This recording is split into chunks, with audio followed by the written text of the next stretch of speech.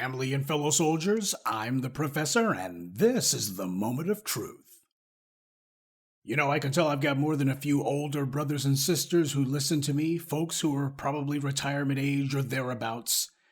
I think that's the case because these are the people who are probably posting messages about the chaos on Capitol Hill. There's a lot of concern about it. With the political stalemate being carried out by the MAGA morons in the Republican Party, what if the government shuts down again? Sure, you got some people who are asking questions about what happens if the air traffic controllers don't get paid, etc. But a lot of the questions are basically about what about government benefits? What does it mean for that?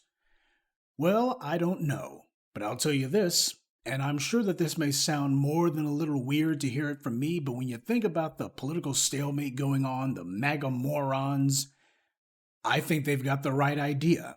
Not as far as to do these standoffs. I don't agree with why they're doing it, but using the fact that there's a razor-thin majority in the House to start demanding concessions. I don't like their motives, but I can certainly appreciate their methods. They recognize that they're never going to have a better opportunity than right now to try to force some changes for their own personal benefit. And they're right. This is what a caucus is supposed to be doing inside of a political party. Voting as a bloc to force the party leadership to put their agendas on the table. Because it's never going to happen voluntarily. You got to make the leadership do it because the leadership simply wants for everybody to vote one way so that one agenda can get done. And it's not going to be the agenda of whomever the constituencies are. It's going to be the donors. This isn't about whether or not you like the maggots in the House. I sure don't. This isn't about whether you like their policies either. They don't really have any other than to complain about the budget being too high. Never mind that a huge part of why the federal budget is so high is because of the corporate donors to the GOP, all of whom have big and wasteful amounts of money being given to them in the form of government contracts, and in many cases, completely unnecessary federal contracts. There's an old saying that politics is the art of the possible.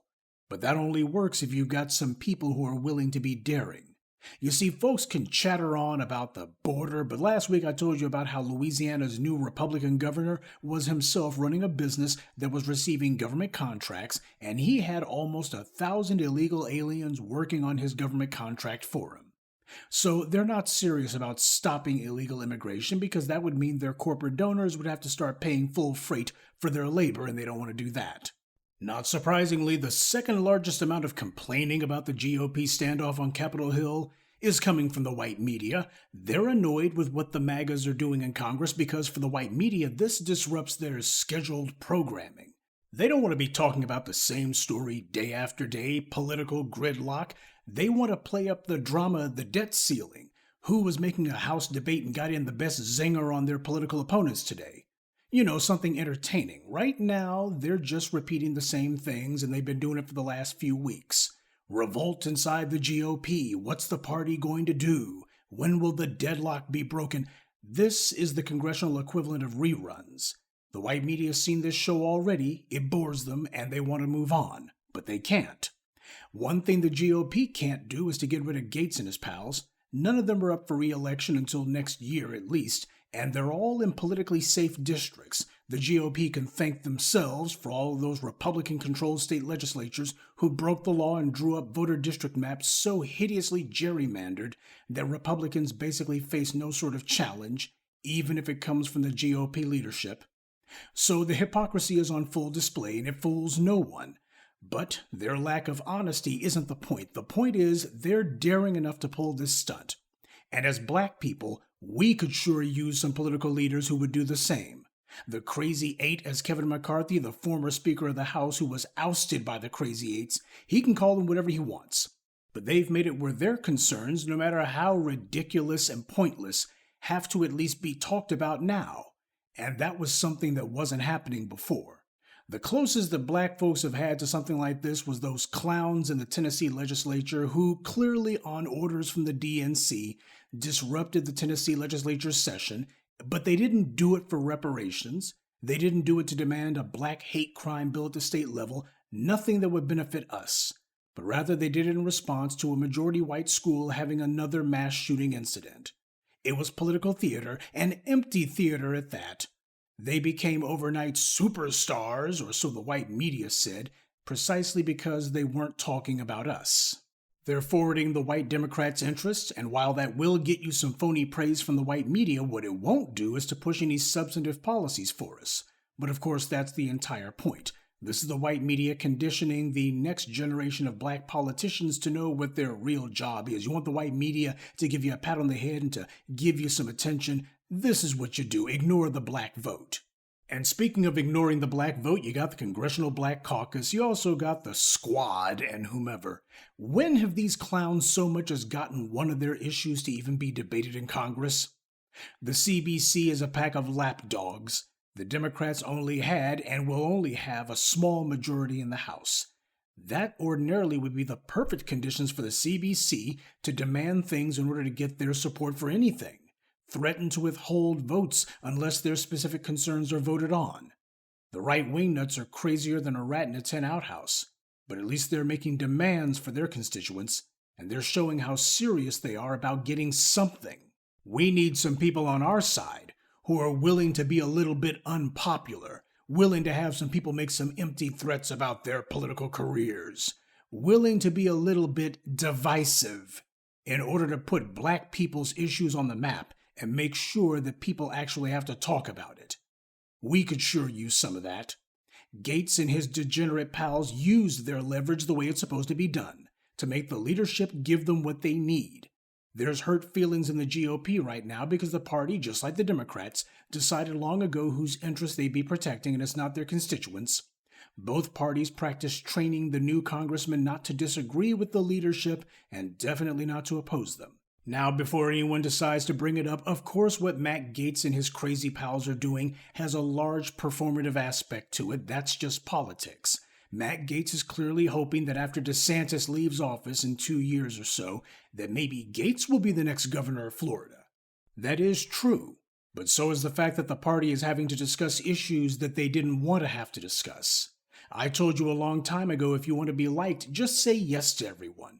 Go ahead and be their yes man and they'll like you, the same way that people like a doormat, and for the same reason.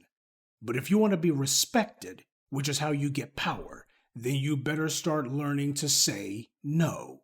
Respect means compelling people to give you consideration, whether they want to or not. See, annoying and crazy as the MAGA wingnuts in the Republican Party are, the leadership can't do anything without considering what those wingnuts will think about it. In fact, they're the main people being talked about. When people have been forced to respect you, they know they can't just do things without asking if it's okay with you. And they can't move without first making sure that they won't be running afoul of you. That's the way that it should be. Power isn't about popularity.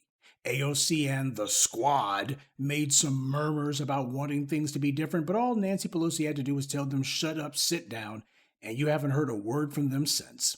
See, as Speaker of the House, Nancy Pelosi understood that she controlled who the National Committee would give campaign money to. AOC made it seem like she would do what the MAGAs in the House were doing, but she kowtowed soon enough. And I know that these guys are disgusting, we can all agree on that, but we also better agree that they chose their moment well. The MAGAs are acting like they're in an emergency, something we never see from the so-called CBC. Now, people are asking, why is it that the Democrats aren't having the so-called progressive wing of their party causing chaos like this? It's because the Democrats are controlled opposition, and controlled opposition is weaker than regular opposition, even those who you hate.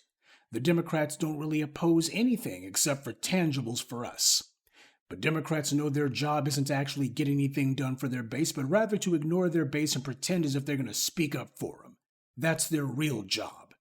Democrats in Congress are not about to do what Gaetz and his pals are doing because they don't go to the mat for anyone. They just give some empty speeches, they get on cable TV, and for a few minutes they'll talk a good game, and they figure their re-election's guaranteed. When they get in front of a podium and talk tough, that's all performative. It's not going anywhere because it's not meant to. So the lunatic wing of the Republicans have more guts, and they have more of an idea of what a radically changed status quo would be, so much more than these so-called progressive politicians. Now, if you're angry and frustrated about that, about how only the racist political party can be bothered to stand up for their constituents, just remember, what I'm telling you about this isn't really about them, any of them. This is about you. Don't ever give in to despair. Turn your anger into action and learn to have a cold clinical analysis of what works and what doesn't. Whether you like the MAGA morons or not, the point is these are guys who are actually doing what it is that their small little group can do, and they are having the intended result, and that is to give their constituents something to vote for. Good day, and be one. I'd like to take a moment to mention some of our contributors: Frederica Moore, Corey Monroe, Brenda McPherson, Delvian Burton, and Andrew Lewis. Salute to them and thank you to everyone for listening, liking, and sharing this message. Black empowerment only exists because of you.